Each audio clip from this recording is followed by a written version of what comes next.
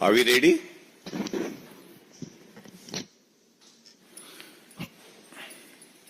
सभी पत्रकार बंधुओं को हमारा नमस्कार। ये प्रेस वार्ता जो है पश्चिम बंगाल में जंगल राज का एक उदाहरण और सामने आया है और चोपड़ा नॉर्थ दिनाजपुर में एक महिला के साथ दुर्व्यवहार हुआ है। कोड़े से पिटाई की गई है उस महिला की और एक और व्यक्ति जो कि वीडियो में दिखाई दे रहा है। ये तस्वीर जो है हर चैनल पर, सोशल मीडिया पर, हर जगह दिखाई दे रही है और बड़ा सवाल जो आज बनता है, हमारी पार्टी के राष्ट्रीय अध्यक्ष जेपी नड्डा जी ने अभी ये मुद्दा बड़ी मजबूती से उठाया है और एक्स पे अपने विचार व्यक्त किए हैं। मैं उसी को आगे बढ़ाना चाहूंगा। नॉर्थ दिनाजपुर में एक टीएमसी के लीडर हैं ताजेमुल अक्का जेसीबी। ये भारत के संविधान में आस्था नहीं रखते हैं। ममता बनर्जी के इशारे पर ये कहते हैं त्वरित न्याय करेंगे तालिबानी स्टाइल। ममता बनर्जी की आस्था अब संविधान में नहीं है। उन्होंने अपनी पार्टी के गुंडों को खुली छूट दी है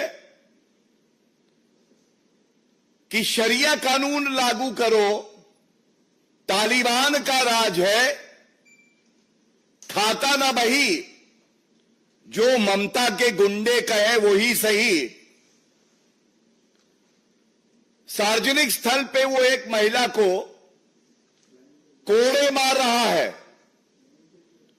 और ऐसा तभी हो सकता है जब आप टीएमसी के लीडर हो, क्योंकि आपको पता है मौन स्वीकृति है तो वो ममता बनर्जी की है। जनता बंगाल की त्रस्त है ममता बनर्जी से और ये कहना गलत नहीं होगा। जंगल राज कैसा होता है? बिल्कुल ममता राज जैसा होता है। ये हर नागरिक के लिए पीड़ाजनक है, चिंताजनक है कि एक महिला मुख्यमंत्री जिनके पास गृह मंत्रालय भी है, वे अपनी पार्टी के गुंडों को खुली छूट देती हैं और जनता की सुरक्षा की उनको चिंता नहीं है। टीएमसी के गुंडे लीडर जो हैं उनकी सुरक्षा की चिंता है। इंसाफ दिलाना है जनता को, बचाव कर रही है टीएमसी के गुंडों का। और जैसा मैंने आपको बताया ये ताजेमुल अक्का जेसीबी, तो ये जेसीबी जो महिलाओं को प्रताड़ित करती है, कानून व्यवस्था को ध्वस्त करती है, ये जेसीबी पार्क कहां होती है? ये जेसीबी बुलडोजर संविधान को तार तार करने निकला है और ये पार्क होता है जाके ममता बनर्जी के घर पर, क्योंकि इनके ही विधायक हैं। टीएमसी के विधायक जिनका नाम है हमीदुल रहमान, जब इनके पास एक पत्रकार गया और उन्होंने सवाल पूछा तो इन्होंने खुले तौर पे कह दिया मुस्लिम देश के कुछ नियम ऐसे ही हैं, ऐसे ही इंसाफ होता है। सार्वजनिक स्थल पे एक महिला को पकड़ो और कोड़े मारो, बेत मारो। आज सवाल यह पूछा जाना चाहिए, ममता बनर्जी जी, ये जेसीबी, ताजिमुल अक्का जेसीबी, ये आपके यहां पार्क है। दूसरा सवाल यह है, ये आपके विधायक जो हैं हमीदुल रहमान, ये आप ही की सोच क्या आगे बढ़ा रहे हैं कि किसी भी महिला को पकड़कर सार्वजनिक स्थल पर कोड़े मारो, क्योंकि ऐसा मुस्लिम देशों के नियम के अनुसार हो रहा है। तीसरा, ममता बनर्जी, आप स्वयं एक महिला हैं, आपके पास गृह मंत्रालय है, और हम सब ने देखा संदेश खाली में भी आपने चुप्पी नहीं तोड़ी।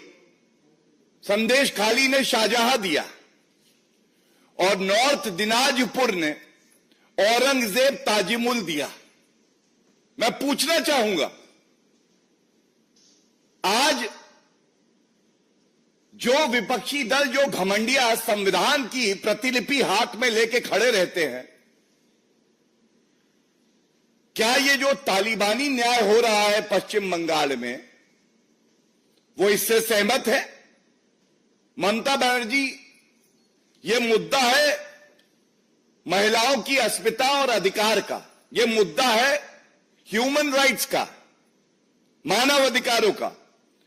यह मुद्दा है कि आप तुष्टीकरण की राजनीति में इतना लिप्त हो गई हैं कि आपको संविधान और मानव अधिकारों की चिंता ही नहीं रही है। और यह मुद्दा है कि कानून व्यवस्था पश्चिम बंगाल में ध्वस्त है, ममता बनर्जी मस्त है। यह मुद्दा है आज घमंडिया के एक एक नेता। खड़गे जी चुप, सोनिया गांधी जी महिला है शांत, राहुल गांधी के लब सिल गए, मैं कुछ नहीं बोलूंगा। अखिलेश यादव मुंह में दही जमी हुई है, एक उनका वक्तव्य नहीं आया है। अरविंद केजरीवाल सुई पटक सन्नाटा। हमने देखा स्वाति मालीवाल जी के साथ भी क्या किया। अब बताइए, जो घमंडिया संविधान पकड़ता है हाथ में, जो संविधान की मूल भावना है, उसको तार तार किया जा रहा है पश्चिम बंगाल में। महिला की अस्मिता के साथ खेला जा रहा है और केवल भारतीय जनता पार्टी मजबूती से इस मुद्दे को उठा रही है और उस महिला और उस युवक के साथ खड़ी है। क्या आज ये सवाल नहीं पूछे जाएंगे? और चिंता की बात यह है कि चाहे वो ताजिमुल हो और चाहे वो हमीदुल रहमान हो, टीएमसी के एमएलए, वो ये नहीं कहते हैं कि ये निंदनीय है, वो इसको सही ठहराते हैं। वो इसको मुस्लिम देशों में जैसे न्याय होता है उससे तुलना करके कहते हैं कि पश्चिम बंगाल अब तालिबान राज हो गया है, अब ये कानून से नहीं चलेगा। किसी भी महिला, किसी भी युवक को पकड़ो, खुद ही तय कर दो कि उसने गलत किया है और सजा दे दो। ममता बनर्जी, संदेश खाली हो, चाहे चुनाव से पहले और परिणाम आने के बाद हिंसा की वारदातें हो, बलात्कार हो, हत्या हो, और अब उत्तरी दिनाजपुर में ये जो निंदनीय कृत्य हुआ है, इसकी जिम्मेदारी आपकी है। और ये मांग हम उठाते हैं कि ममता बनर्जी, क्योंकि गृह मंत्रालय भी आप ही के पास है और कानून व्यवस्था ध्वस्त हो गई है, आपको इस्तीफा दे देना चाहिए। पश्चिम बंगाल अब आपसे संभल नहीं रहा है। वहां की जनता ये सवाल पूछ रही है जो हम इस मंच से उठा रहे हैं. I will just also summarize in English in short so that it reaches every citizen of West Bengal particularly and every citizen of India. In Chopra, North Dinajpur, there is a incident that has taken place where a woman has been flogged, physically abused along with a man,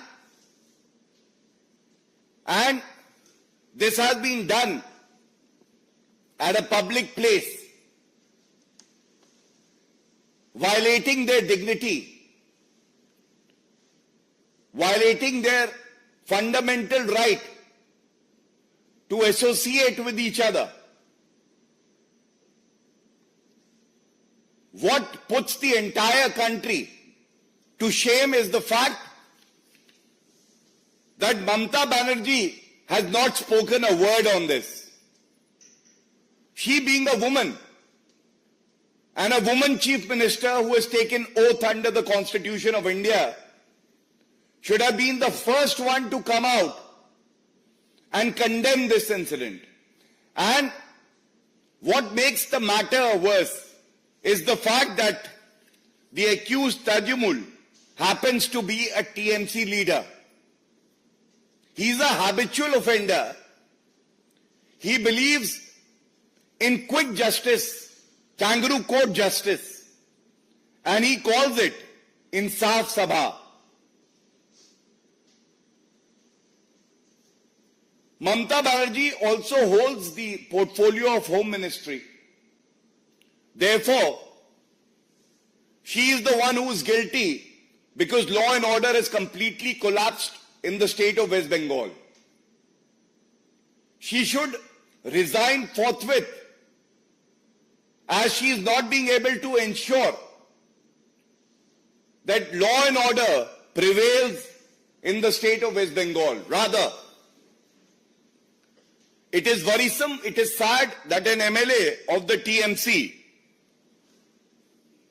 named Hamidul Rahman, when asked a pointed question on this ghastly incident, he justified it by saying this kind of justice and this kind of criminal system prevails in Islamic nation, thus endorsing the Talibani style of dispensing justice in a country which believes in the Constitution of India, a country which believes in rule of law.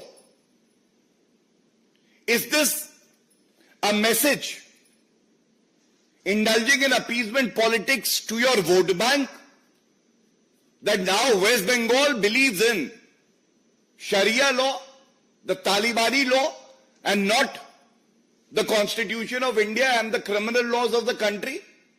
And Mamata Banerjee should also answer the accused Tejumul Akka alias JCB, as he is called. Why are you protecting him, Mamata Banerjee? Is the JCB parked at the CM house? The criminals are not afraid of the law and the citizens are afraid of the TMC goons. Such is the plight of citizens in West Bengal. I would also like to raise a very important aspect. From the last few weeks, we have been witnessing very shallow drama by the opposition parties holding the Constitution of India without believing in it. Today, from this platform, we need to ask, where is Mallikarjun Kharge ji, Sonia Gandhi ji, Rahul Gandhi ji, Akhilesh Yadav, Lalu Prasad Yadav, Tejasvi Yadav, Arvind Kejriwal? No one has made any statement condemning the ghastly incident. Such is their belief in the Constitution of India. Or rather we say, such is their belief in the Taliban rule of law, which has been imposed by Mamata Banerjee on the citizens of West Bengal. Our National President JP Nadda ji has raised this issue through an ex-post. And on behalf of the Bharatiya Janata Party, I must assure every resident of West Bengal, every citizen of India that Bharatiya Janata Party will be standing shoulder to shoulder with the victims, the fundamental rights of the citizens seriously. We believe in the Constitution of India. We will ensure that this Talibani kind of government does not even exist for a day. Constitution of India, Mamata Banerjee has been indulging in, violating the Constitution of India and the oath that she has taken. And it is also an indication of how law and order has completely collapsed in the state of West Bengal. Thank you. If there are any questions pertaining to this issue, first I would like to take that. Hanji.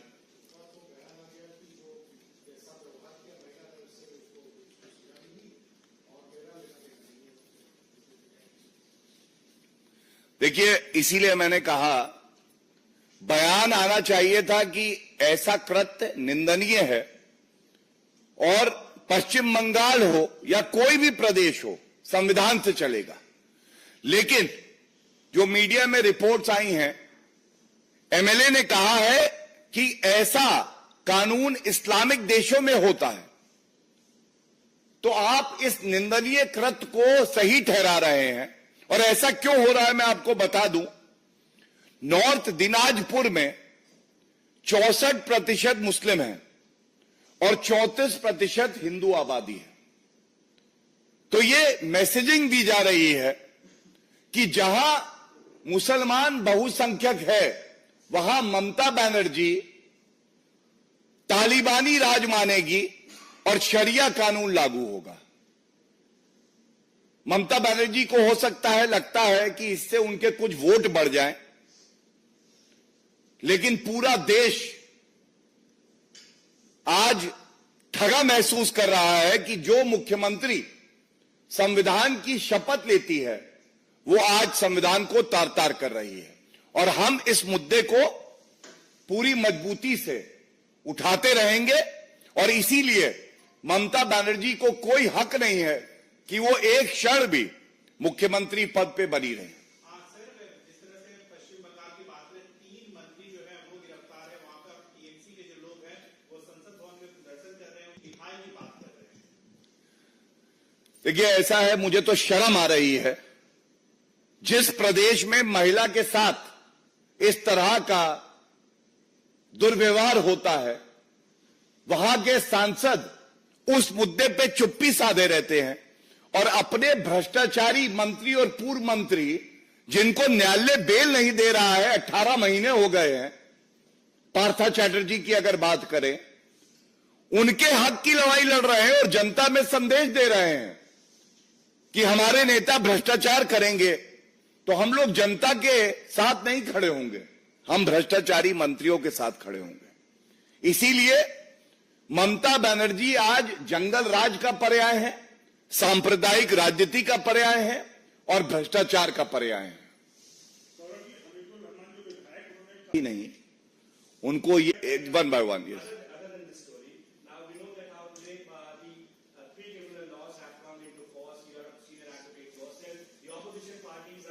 today is a historic day in the annals of our free country, India. And why do I say that? We need to understand that an evolving society needs law that cater to its needs, demands, protecting its rights. And the Indian Penal Code dates back to 1860. The Indian Evidence Act dates back to 1872. more than 150-year-old. There was a dire need to have new criminal law in place. We take a lot of pride that this government led by Shri Narendra, justice, effective justice and speedy justice is available to every citizen. I must also tell you a few highlights of the new laws. In the earlier laws, terrorism, which is a menace, and this government has taken a resolve to ensure that we would eradicate terrorism. Terrorism in the older laws had no definition, making it difficult for the prosecution also, for the police also, to file a charge sheet or to prove a case. The new laws have defined terrorism. Second, mob lynching has been made an offense, and death penalty would be attracted. Is this not welcome? The older laws did not have any. The new laws specially focus on the rights of women and children. There is a separate chapter for that, which will ensure that there is specificity when it comes to crime against women and children, and they deter criminals from committing these crimes. And last but not the least, one example of how it would expedite the entire criminal justice process so that justice is delivered. A judgment, if reserved, in criminal cases has to be delivered in 45 days. We have seen how sometimes judgments were reserved, but they were not delivered. And a judge would retire, a new bench would be constituted, hearing would happen again, delaying the process of delivering justice. This has also been taken care of. And I must also, on a larger frame, say one more thing.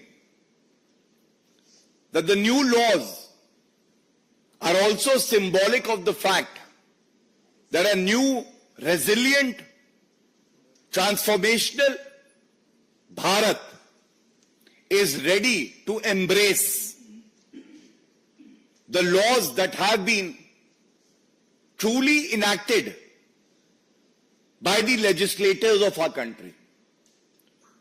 As for the opposition, I just have one thing to say. I am sure that they have not even read the three laws. Just like the way they hold the Constitution in their hand, but they don't care to read the Constitution of our country. The entire nation has come forward to embrace, to welcome the three new criminal laws, and this is a historic moment which we should celebrate unitedly. That is the angle that DMK and has said, because we also represent their party in the Supreme Court in this. देखिए, मैं इतना जरूर कहूंगा कि जिनको विरोध करना है वो हर बात का विरोध करते हैं, और तीन कानून खोल के नहीं देखे होंगे। उसकी एक वजह है, वो कह रहे हैं कि हिंदी के शब्दों का प्रयोग किया गया है नाम रखने में, लेकिन अंदर जो पूरे एक्ट है वो अंग्रेजी में है। अगर वो थोड़ा सा प्रयास करके पहला पेज पलटते और अंदर देख लेते तो वो जानते कि वो सारे कानून अंग्रेजी में भी है, हिंदी अनुवाद भी है। लेकिन आप सोचिए, एक निकम्मा निठल्ला विपक्ष जो कि पढ़ाई लिखाई में विश्वास नहीं करता है, एक अच्छी शुरुआत को रोकने का प्रयास करता है, विरोध के नाम पे विरोध करना चाहता है, जिसकी विरोध में गुणवत्ता नहीं है, उसको जनता नकार रही है।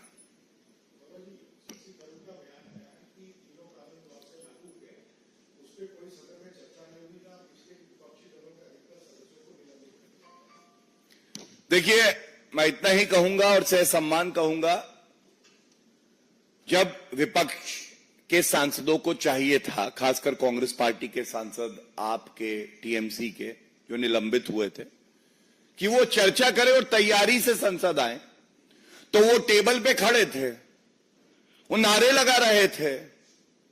और अब जब भारत आगे बढ़ गया, नए कानून आ गए हैं, तो वो कह रहे हैं चर्चा नहीं हुई।